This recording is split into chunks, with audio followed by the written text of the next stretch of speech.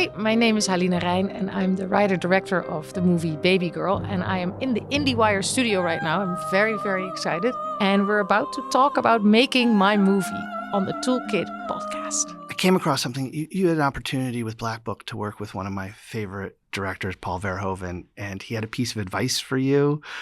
Don't make a movie unless you have a question, a genuine question. Like a specific, yes. Like you want. So what was that for this one? For this movie, my question was if it would be possible to love and accept all the different layers of myself. So not just the ones that I'm, comfortable with showing you or my friends or the outside world, but also the ones that I'm embarrassed about, that I'm nervous about, that I feel shame around. Yeah. I'll do whatever you tell me to do. Good girl. And there's a certain aspect when you're thinking about that in terms of Nicole Kidman's character too. It's an open question. That's a balance of as she starts to explore the side, is she going, yes. Is this something that she can find the balance of letting the animal loose or whatever, yes, Definitely. Yes, definitely. No, I think my movie, of course, and I think the 4 projects that I did, I never want to really answer, of course, the question for the audience. I want to ask the question and try to provoke a discussion or try to provoke a conversation.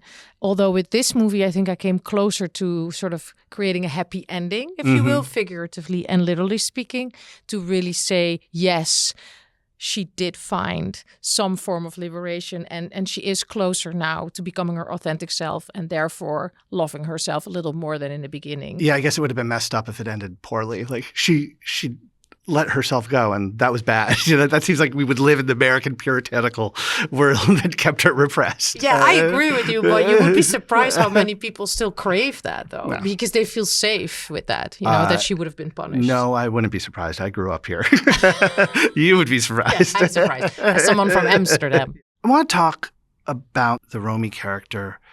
The way that you establish her, and knowing where this movie goes, I was really impressed by just the first few minutes and her space and what you establish about her. Because it seems like general characterization stuff, but just even the way you envision her in her space, and I imagine the way you collaborated with Nicole Kidman here, there's really important things that are set up in those first few minutes. I wonder if you could talk about that. Yeah, I really love a good opening, a good, strong movie opening. Just like my first movie, Instinct, I think what I'm trying to do is in the first minutes, I'm trying to sort of say to the audience, this is the movie. And I'm kind of telling already the whole movie thematically. And so, of course, we start with a performative orgasm, and then she sneaks out of her bedroom and she goes into her study, which is her private space.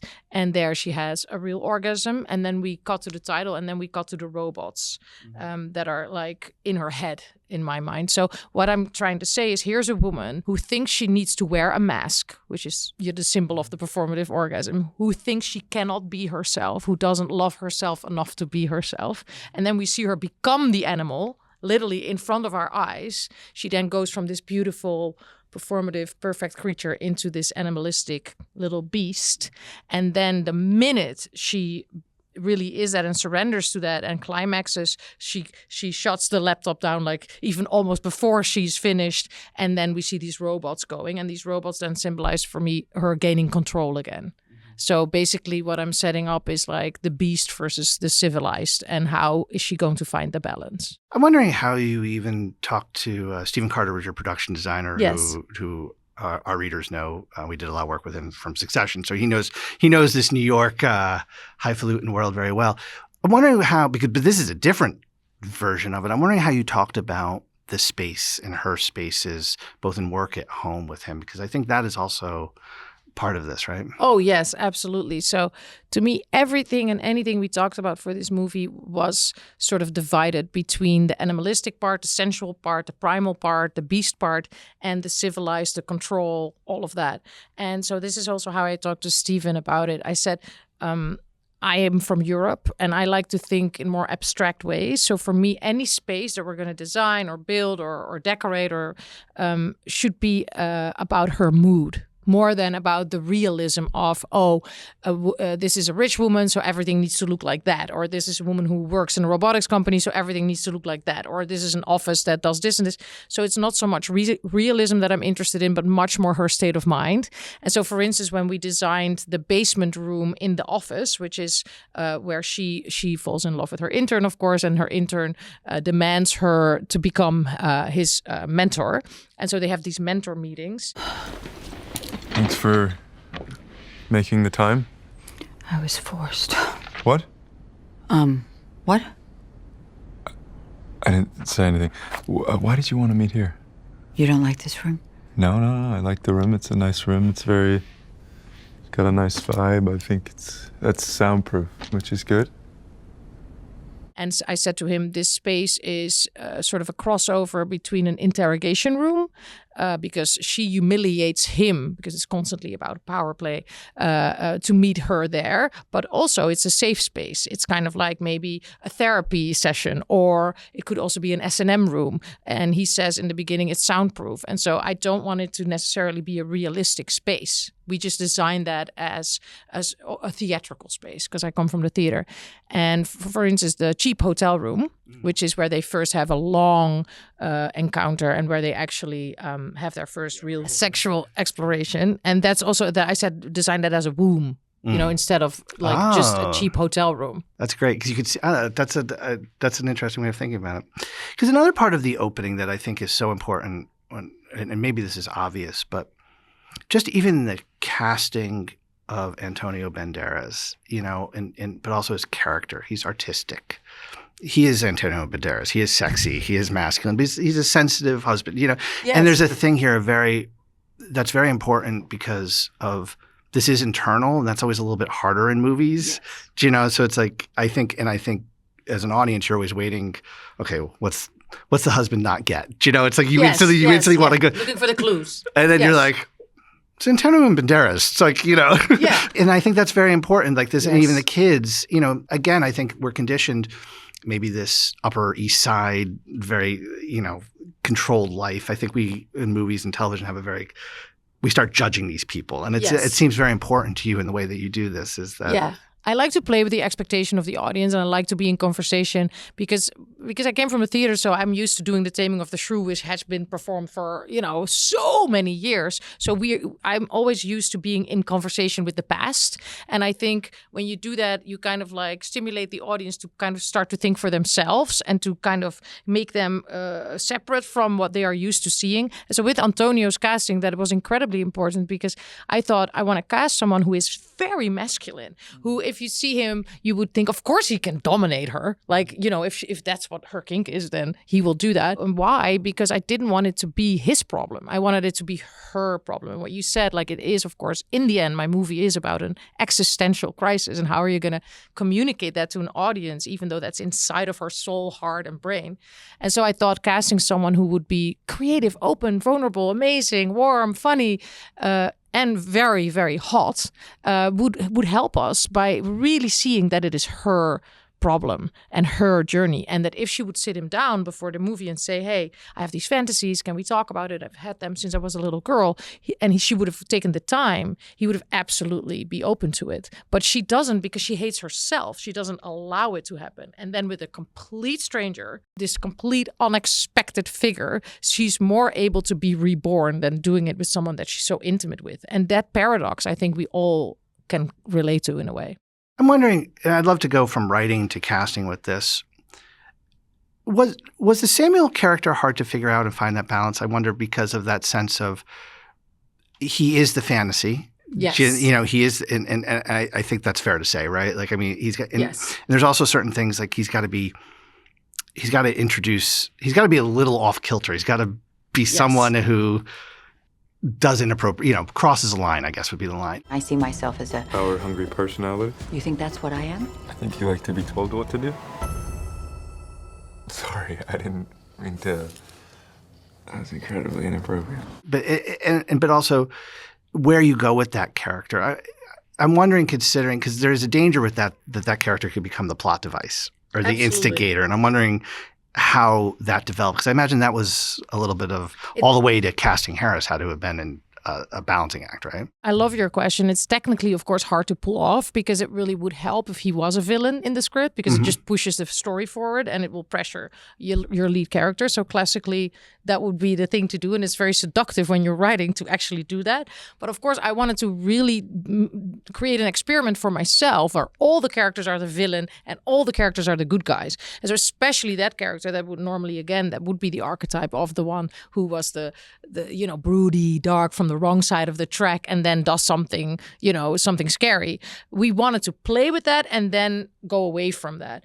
And also wrote him as not a cliche dom, meaning that he is exploring his masculinity. Because, of course, everybody talks about feminism, and I talk about feminism when I speak about my movie, but it is just as much about masculinity and what is expected of men nowadays and how are they supposed to behave and the confusion that young men have, especially here in America, but I think worldwide.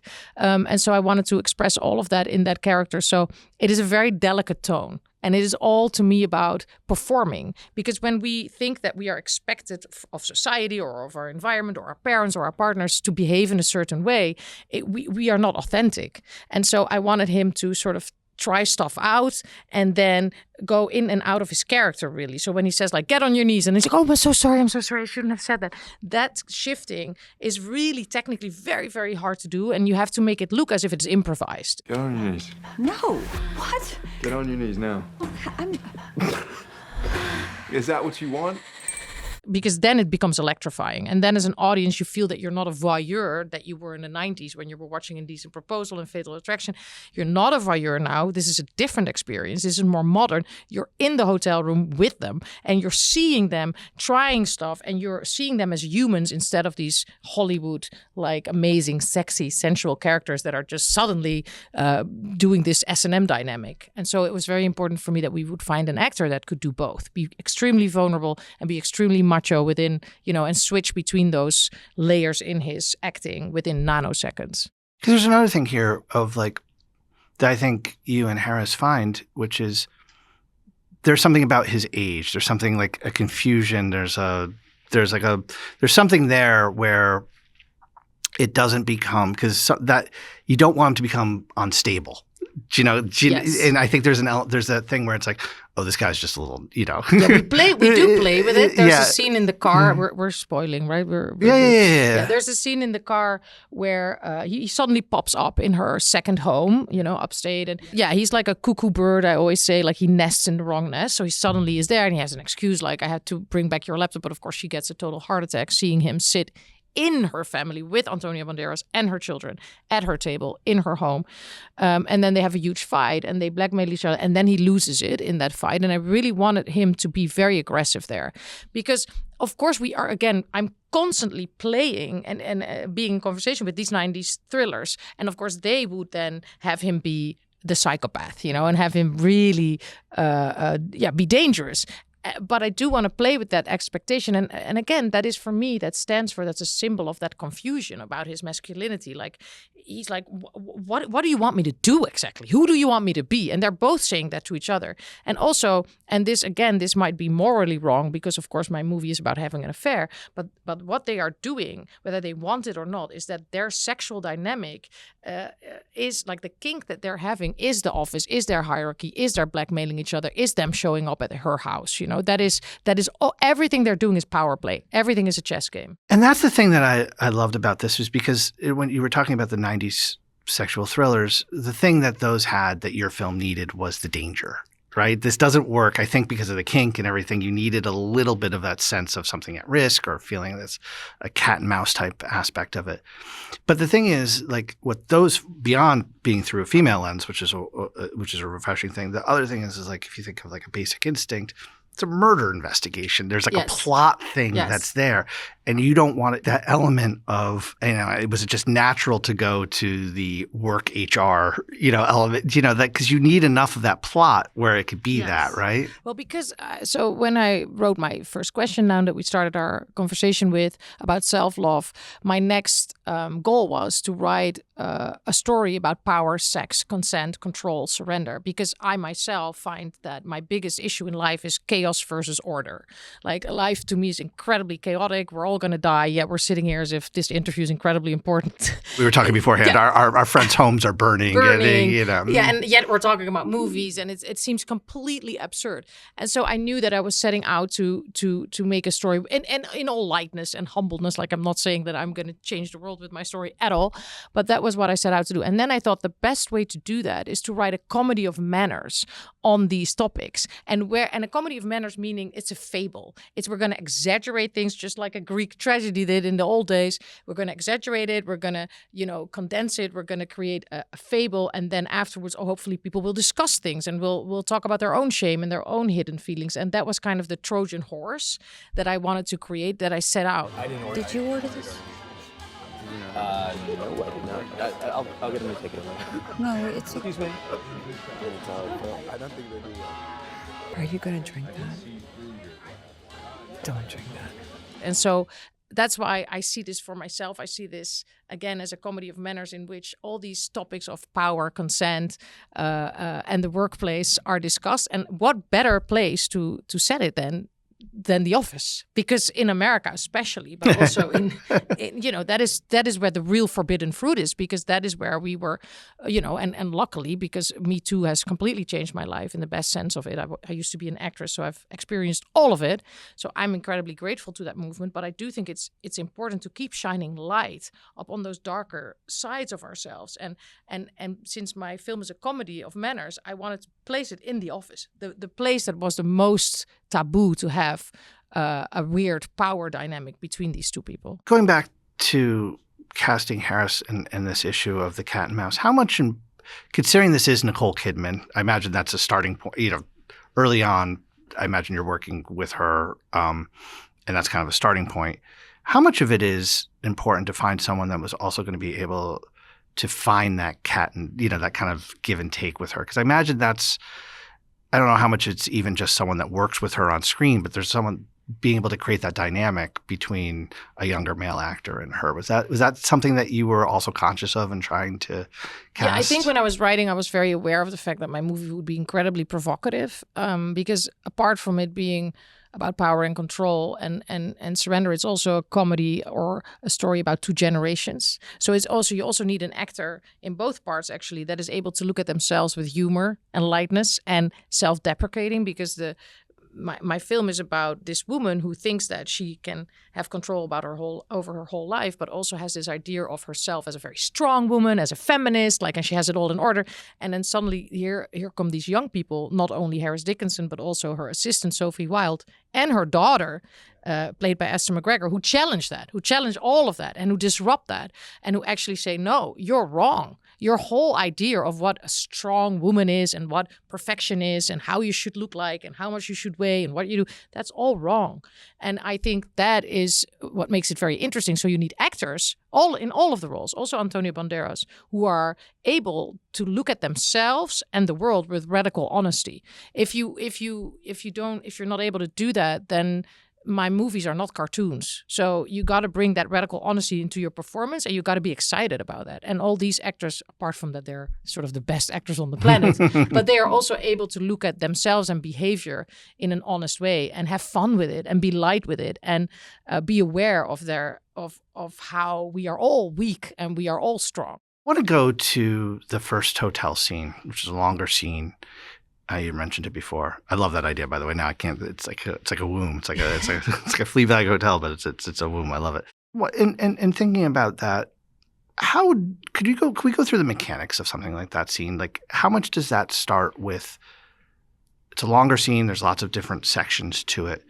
Is that something that did you spend a lot of time with the two actors trying to figure it out and rehearse it? Like, what's the mechanics of how?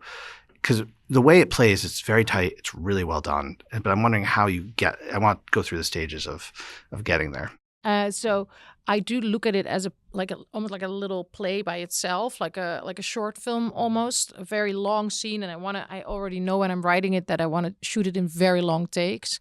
So I think what my luck is, it's pure luck, is that I am an actor. So when I write, once I have the construct, I write the dialogue and then I act it out. I act all the roles out. And I think I'm able, because of my experience, to feel if it's possible to do it and how it rhythmically works best. And then I'm also blocking it myself. And then Jasper Wolf, who's my DP, will come into the occasion where we are filming it, and I will act out one part and we will ask somebody else to act the other part. And so we're making pictures and filming it and really blocking it and experimenting with it, so that when I come to set, I have a very, very, very clear choreography. And because everything is so clear in my head, then I can, in the moment, be open to their ideas. So I do not necessarily rehearse for a long time before we are on set. I do talk through it endlessly with them individually, because to me, everything I do is about shame. And me as an actor, I have always felt an incredible amount of shame. I thought acting was incredibly embarrassing and very vulnerable. And I would always love when I could have individual conversations with my director without anybody watching, and that I could ask, quote unquote, dumber questions, and that I could completely be myself and then meet my scene partner and really let go in the moment. And so I prepare them individually. And then, of course, on the day, I lay out the whole plan. And I say, this is, because again, as an actor, you love clarity, right? So I say, this is the starting plan. And then when they have different ideas, I'm open to that. And then when we figure that out, everybody knows what's going to happen. This was a build. So this womb was built on stage. And so everybody out. So we light it in a way that we don't have to stop for lighting. We don't have to stop for sound. It's only about the actors. And the only people in that space are my two actors and Jasper Wolf, my DP, who also behaves in a certain specific way to make them feel completely free. And it's never like, oh, you have to hit your mark there. You have to hit your mark there. They are free within the clear plan. And that is when you get I find that scene, and that has nothing to do with me, but that is purely how they perform and how Jasper shot it. An electrifying performance that is so real that you feel uncomfortable, you feel aroused, you are upset, you like them, you hate them, you go through the whole marriage within the couple of minutes that scene lasts. There's one thing I've always wondered, and this scene's not at all a sex scene, but when I think about some other logistical scene, an action scene or a fight scene, the choreography, that wanting it not, I mean, how much of this is to also avoid it becoming mechanical? Or does it need to be mechanical? Because I love that question. I think that's one of the biggest challenges and one of the most exciting, fun challenges about being a director, and also an actor, by the way, but especially director, is finding the balance between the preparation, the choreography, the really giving them enough clarity to then give them the freedom. Where is that tipping point? And for me, again, because I hated it as an actress when they would say, just do whatever you feel. I was always like, that made me so, you saw the movie, I love structure. And I think with Harris and Nicole, because of course you get to know them when you're prepping, and I felt they needed that. I felt they needed that clarity. And then within that, because they are so skilled, they're technically so skilled, then within that they can let go. But if there's no clear plan, again, I think preparation, if I would talk to younger filmmakers, I would always advise them to really prepare to the teeth, over prepare, but so in the moment you can be open. Because I've also had directors where they're like, no, there's a comma out there. Why are you not? And I'm like, what? So you gotta constantly check in on them to keep them, of course, in that very, very delicate space of flow, It's also, it's a choice that I think just appeals to you as a filmmaker, but I think it also probably helps. I know it's a little bit more difficult. That's not split up into shots, right? Not as much like that. No, and that is, of course, my whole approach is based on what the actors, what makes them feel free, but also, of course, in this specific scene, again, when we have those two elements of the civilized, the control, the order, the structure, and the chaos, and the animalistic and the primal, this is a scene that belongs completely in the sensuality of it all, in the primal layer of my movie. And then there's other moments where I'm very specific. I want an overhead shot, I want a drone shot, I want this to feel very structured. For instance, these close-ups of her in the beginning of the movie when she's, and that comes back a couple of times when she's looking at herself in the mirror. These are very set shots, and I want them to look as if she's literally putting on a mask. As an inspiration, I used Dangerous Liaison when Glenn Close is taking off her makeup, beautiful. So I'm constantly saying to my crew and my coworkers, this belongs in the primal part, and this belongs in the organized, structured part, and that is how I approach it. But yeah, those very long scenes where you feel that you're in the middle with them, those are shot handheld, absolutely. And just so because people might not have the movie fresh in their head, you're talking about the close-up. Even the way that scene, the way it culminates with.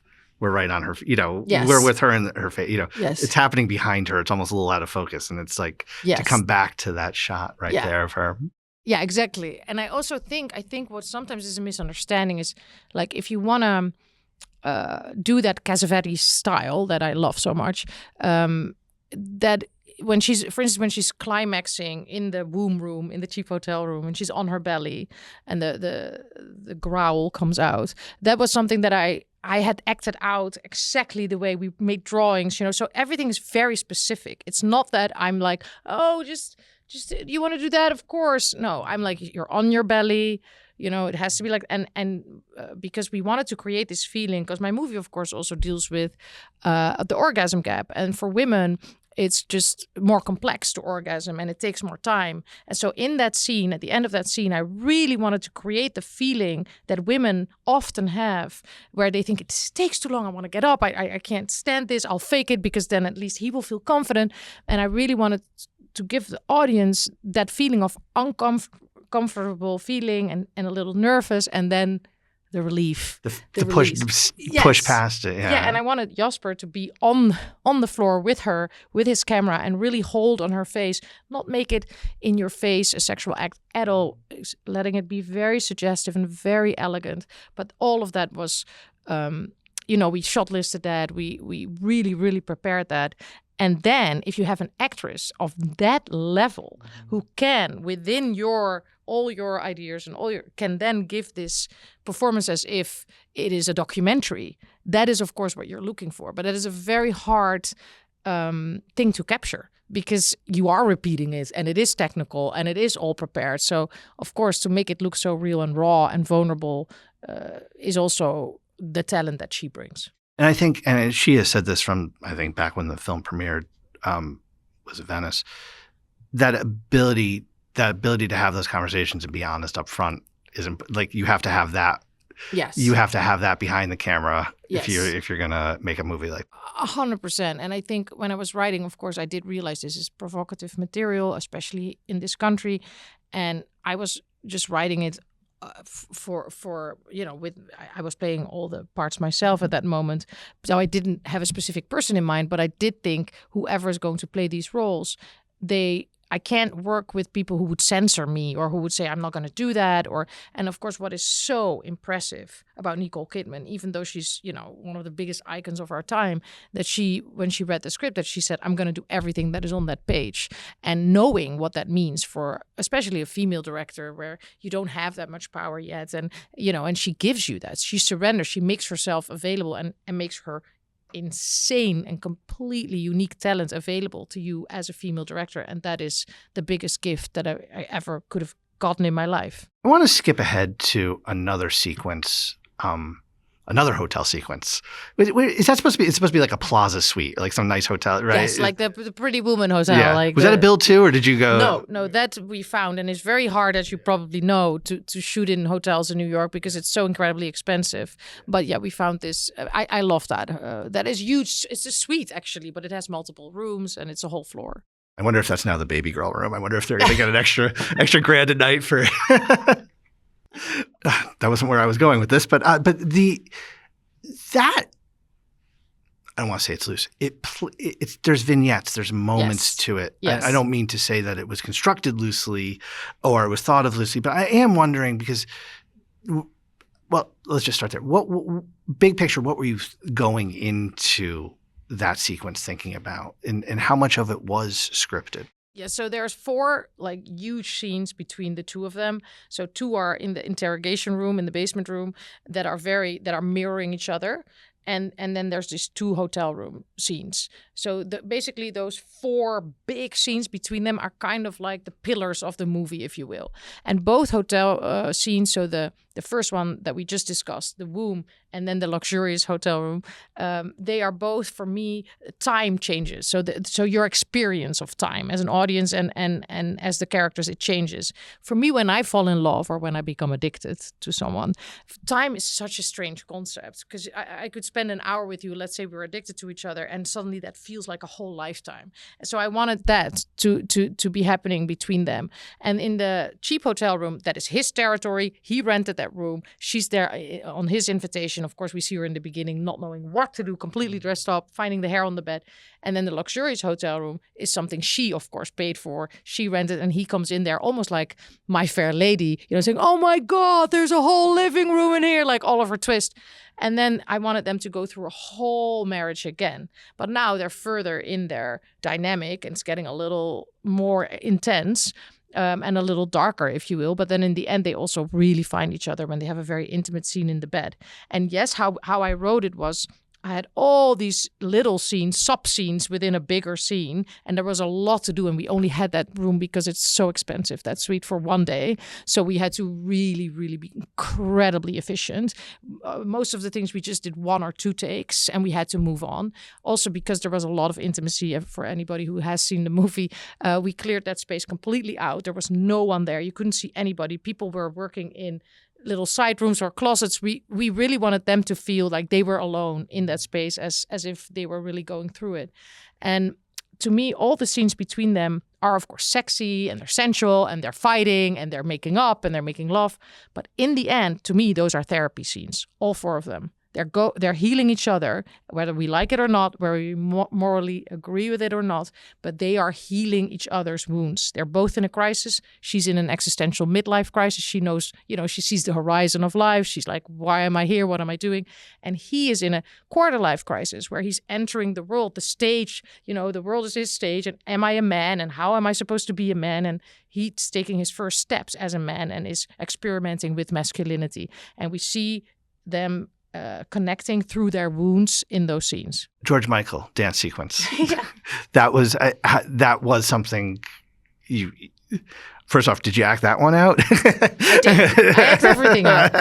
But I mean that's something you wanted from the start. Yes. No, that song I knew before I started writing, when I had the idea of self-love and talking about things that, I'm ashamed of and embarrassed by. And for me personally, it's mainly that I really have this tendency to want to, show my vulnerable side in romance, and I'm ashamed of that again. And this song kind of like embodies all of that in a fun, playful, sexy way. And it's also about freedom. For me, George Michael has, he has a very famous song called Freedom, but it's his whole life and how he slowly dared to become who he really was is very important for my life and a big inspiration. Also, I wanted these 2 specific songs, one in the cheap hotel room, In Excess, They Never Tear Us Apart, and one in the luxurious hotel room, George Michael, to be of Nicole's world. Like, I thought that was very important, of her, of my generation, so to say. And Harris dancing on that song was funny to me and amazing and moving because, of course, he's younger. So he's not her father. He's not the daddy. She's the daddy. But still, he is carrying her around. And to me, why is that so important is because we all have that. We all, men, women, any human being, any person has a young child inside of them that needs to be taken care of. Whether we are 80 years old or 6 years old, it's still there. And that is what it taps into for me. And then him dancing on that, I just told him, Nicole's going to sit in a chair, just like Mickey Rourke in 9.5 Weeks. And you don't have to strip. You're not Kim Basinger in 9.5 Weeks, but I want you to dance. And it should be sensual, but I also really want it to be vulnerable. And so whatever you're feeling, if you're feeling real nerves as Harris, just use them. It's okay. It's all okay. It's interesting going back to that, rewatching that scene last night. It hit me a little bit different, and I started thinking about it in terms of that Verhoven question, because it feels like you talk about it as a therapy session. It feels like this is going to be a time and place in a container where almost like a decision, can these things live together? Can they resolve? And it feels like that's the constant dance between what's going on there. Yes, and is it allowed? Is it healthy? Is it wrong? Should we judge it? Of course, I'm also on purpose playing with gender roles. I'm swapping. How many times did I do a striptease in so many movies that I acted in on stage? I've almost been 99% of the time taking my clothes off in any play that I did. And so, of course, I'm also playing with gender roles, swapping them in a light way, and hoping that people, while they're watching, are thinking about all of these things and having fun with it. I'm not saying these sexual thrillers of the 90s were wrong. I'm saying these sexual thrillers of the 90s gave me everything, but let's take it to another level. Let's make them more human. Let's make them more of the now. Let's make them modern. And that's what I'm trying to do. And this whole father figure thing becoming now this viral thing, and everybody's dancing on TikTok, and wives are forcing their husbands to dance on it. I think it's just a great way to be in touch with these kind of subjects, to talk about them, and to talk about our honest vulnerability. And that is something that I think is very important in life. Well, it's interesting because I think even the generational aspect of it, I think if there's a hopefulness in this, it's that we can continue to evolve. Not like this is wrong, that was wrong, and like that maybe the next generation can do it. It's like Absolutely. And it's interesting to me. You're my age, and but the thing is that like your first film, or not the first film here, The Bodies, that also registered with that generation. Yes. You become the voice as a filmmaker. As an old granny filmmaker. No, you're not, but you know what I'm saying? Do you know what I'm saying? No, I do. And I'm surprised by it myself a little bit, of course. But I do think that because I grew up in such radical circumstances, because I was raised by radical hippies, off the grid, I was named by a guru, I always wanted to be normal. The most important line of the whole movie is when Nicole Kidman says to Antonio Banderas, for me at least, when she says, I just want to be normal. I want to be the woman you like. So I've always been very obsessed with subcultures because I didn't understand, because my parents didn't teach me what normal was. So when I walked into the world, and when I was confronted, when, boys said to me, like, these black hairs on your legs look horrifying. And I was like, what? And my mom told me they were beautiful. I was calming them. And then I learned that I had to shave them. So I was always just observing people just wanting to copy their behavior. And so I think that is what kind of gives me an insight into all these different subgroups, and especially generations. And I just think it's also such a moving thing to be a human and to grow older and to see that, we're going to disappear. We're in the second half of our lives, and these young people are going to take over. And that cycle is not only maybe sometimes a little scary. No, it's also beautiful. It's beautiful. And you give the torch to the next generation, and they know so much more, and they have different views, and they have modern ideas. And that's also what we're trying to say with this movie. I was going to ask that line that she has during the Christmas party about her background, which kind of shakes. It's like, where'd that name come from? I guess there is a little bit of biography there with you. Is that? Oh yes, definitely. I mean, this is how I look at being. I apologize. creative. Let me just set this up. The assistant says to her, where'd your name come from? And she said, I was named by a guru. I grew up in a commune. And the assistant, I think laughs. Doesn't believe it. Yeah, and she says, I thought you were I raised didn't want by to disorient robots. the listener. No. And then she goes into therapy, and you see her do EMDR therapy, which is trauma therapy. And we flash back very, very small moments, but to the cult. And you see her dancing with these young people.